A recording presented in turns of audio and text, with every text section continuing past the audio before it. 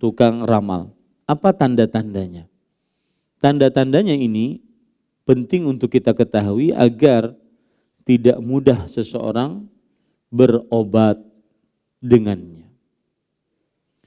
Yang pertama, bertanya tentang nama pasien dan ibunya.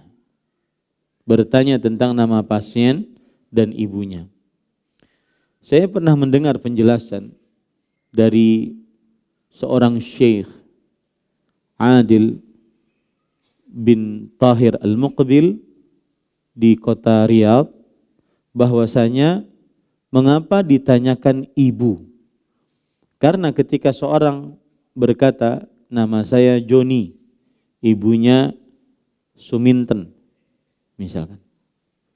Nama saya Joni, ibunya Suminten. Ini menunjukkan bahwa dia tidak mempunyai keturunan yang suci. Tidak punya bapak, sehingga dia hanya punya ibu. Dan ini menurunkan, merendahkan derajatnya. Dan itu yang diinginkan oleh iblis, jin, dan syaitan. Sekali lagi saya katakan, yang kita bicarakan ini adalah tukang sihir asli, pakai sad, bukan pakai sin. Asli, yang berhubungan dengan jin, yang mengabdi kepada syaitan. Kemudian yang kedua, meminta bekas yang dipakai oleh si pasien atau orang yang dituju yang ingin disihir, meminta bekasnya, seperti peci, seperti baju, celana, atau apapun yang merupakan bekasnya. Yang ketiga adalah meminta hewan tertentu untuk disembelih, disajikan kepada jin. Dan biasanya hewan yang disembelih ini adalah hewan ayam. Karena ayam salah satu hewan yang membangunkan orang yang ingin sholat subuh. Ayam berkokok ketika melihat malaikat saat berganti tugas. Para malaikat berganti tugas, malaikat siang datang menggantikan malaikat malam, berkumpulnya pada sholat subuh. Makanya Allah Subhanahu wa taala berfirman, wa Qur'anal fajr, inna Qur'anal fajri kana masyhuda. Dan sholat subuh, sesungguhnya sholat subuh itu disaksikan.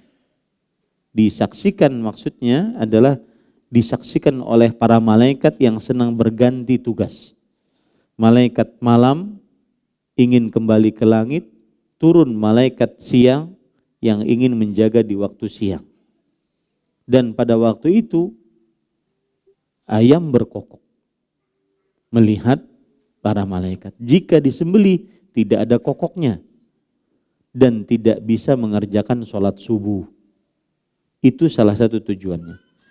Yang keempat adalah menulis tolasim dalam bahasa Arab, yaitu menulis rajah-rajah. Dan rajah-rajah ini ditulis macam-macam penulisannya. Ada yang penulisannya pada kertas, bentuk-bentuknya juga bermacam-macam. Ada yang huruf-huruf hijaiyah dipotong-potong, dicampur dengan angka-angka, dicampur dengan bintang, dicampur dengan rembulan, dicampur dengan tulisan nama Khalifah Rashidah, dari mulai Abu Bakar, Umar, Utsman, Ali, agar orang terkecoh. Ini salah satu contohnya. Ini contoh dari raja. Ya. Kemudian juga di antaranya ini. Kalau kita perhatikan, ini ada tulisan Mikail, Israel, Israfil, Jibril, Al-Mulk, kemudian walahu, fulah, fulah, nggak ada artinya. Dan ini nama-nama jin. Ini adalah nama-nama jin. Sa'altuka bismil mu'azzam qadruhu baj ahwaj jal. Aku memohon kepada engkau dengan nama yang agung, kedudukannya baj ahwaj jal. Ini nama-nama jin.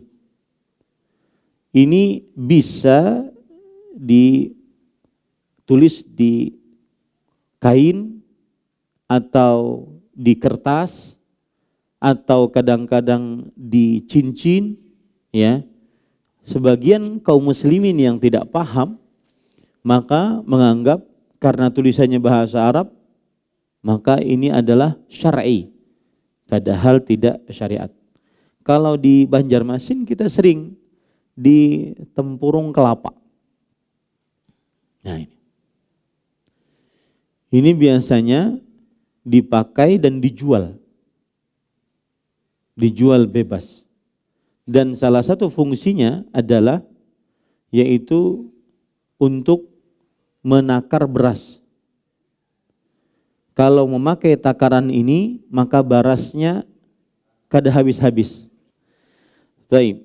Yang kelima adalah memberikan sesuatu kepada pasien untuk dikubur atau memberikan kertas untuk dibakar, dijadikan sebagai kemenyan.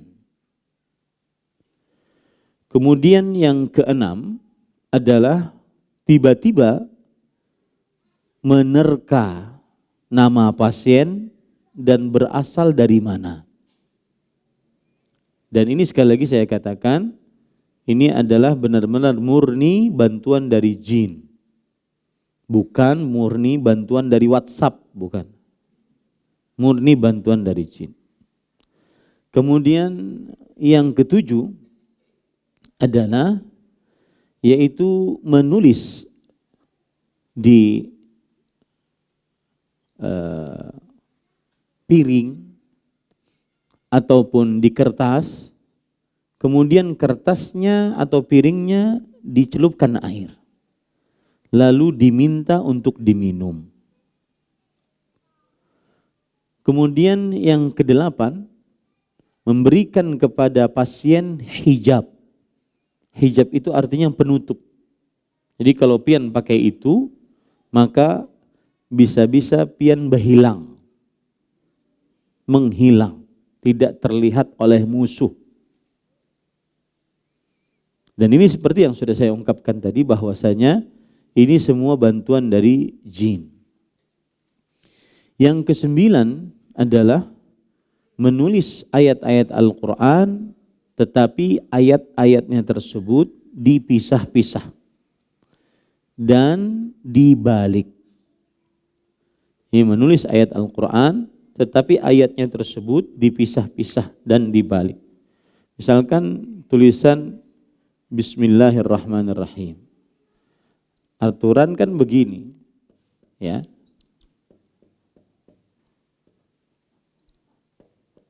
Menulis Bismillahirrahmanirrahim. Kemudian dia pisah, dimulai dari kiri, ba. Kemudian sinnya aturan kan begini. Sin aturan tulisannya begini. Dia mulai, ini menghinakan Al-Quran. Ini menghinakan Al-Quran. Kemudian aturan mimnya begini. Dia tulis, apa kebalikannya? Nah, sama aja.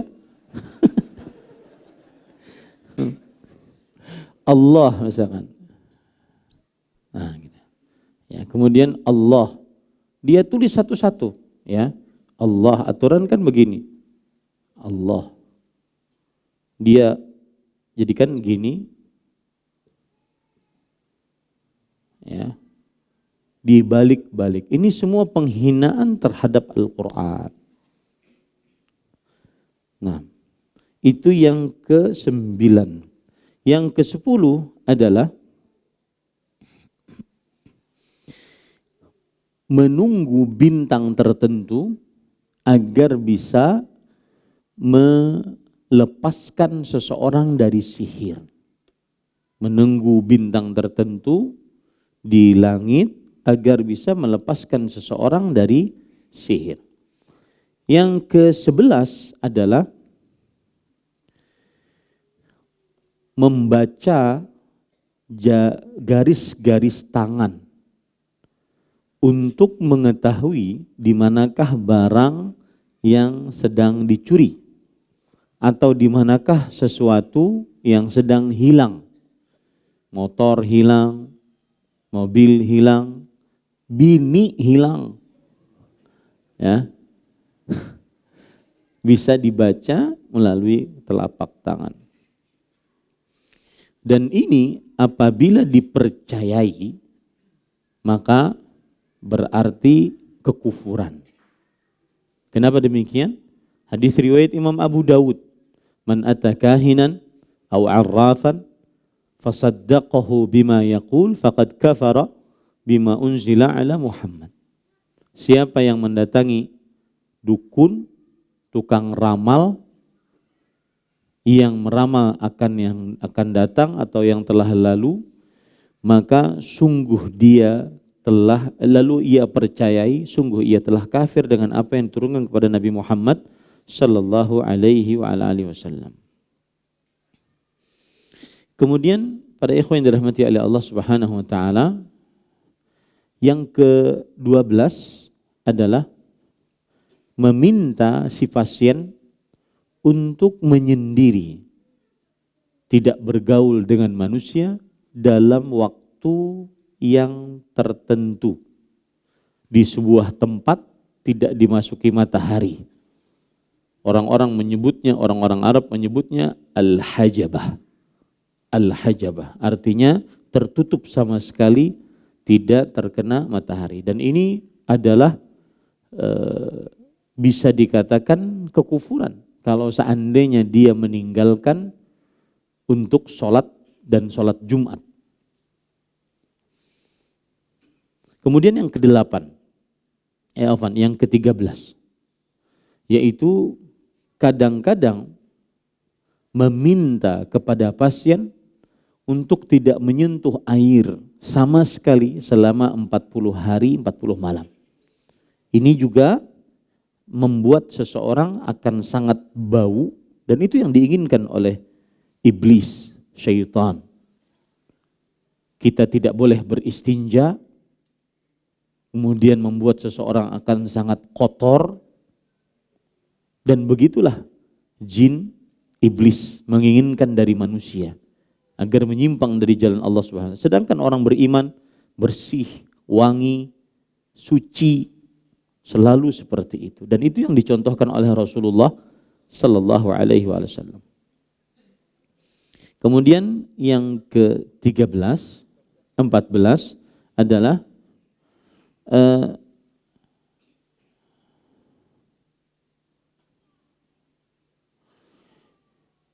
menjampi-jampi dengan ucapan-ucapan yang tidak bisa dipahami dan tidak berbahasa Arab yang baik dan benar. Pokoknya tidak bisa dipahami.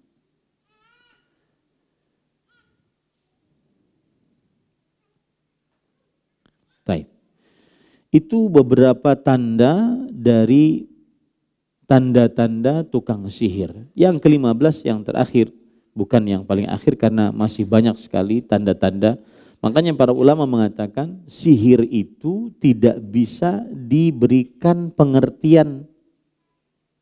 Pengertian sihir apa? Kenapa? Karena saking banyaknya bentuknya dan macamnya. Tapi kita sebutkan tanda-tandanya ini.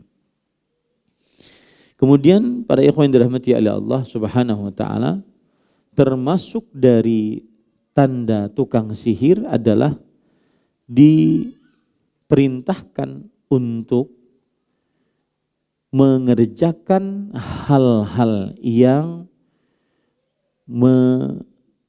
menentang syariat Islam, seperti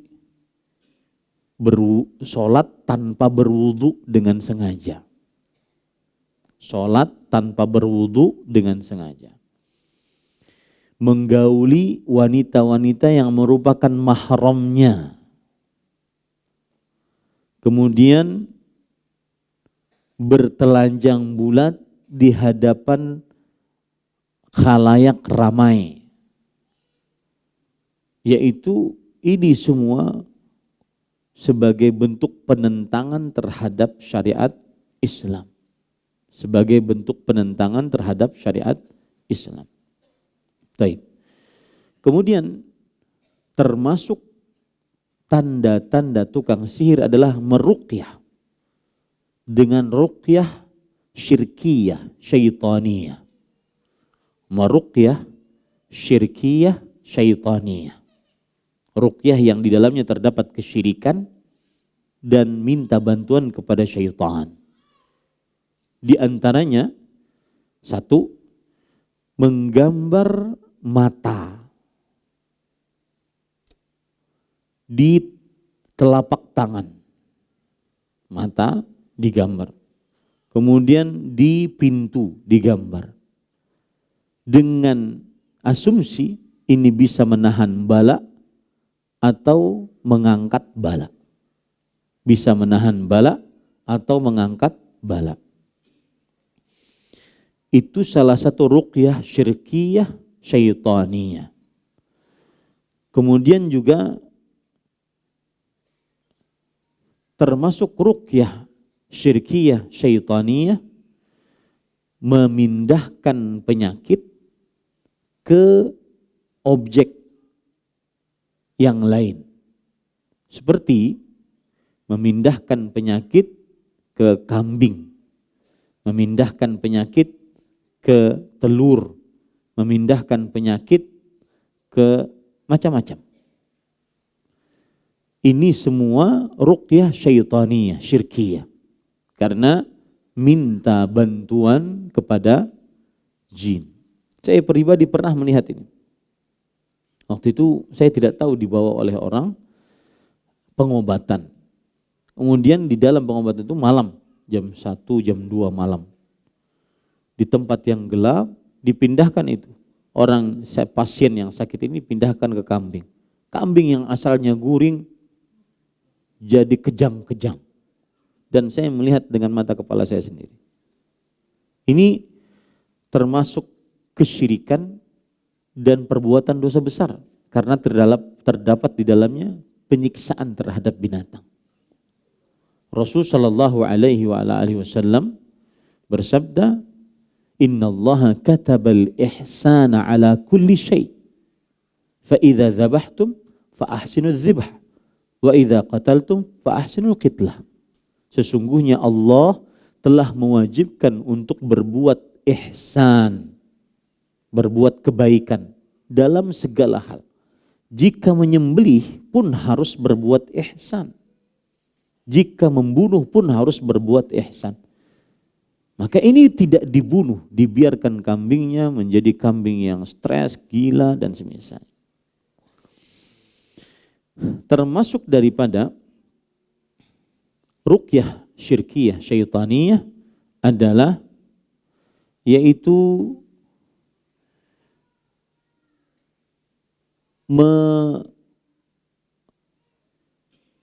menggunakan kerang-kerang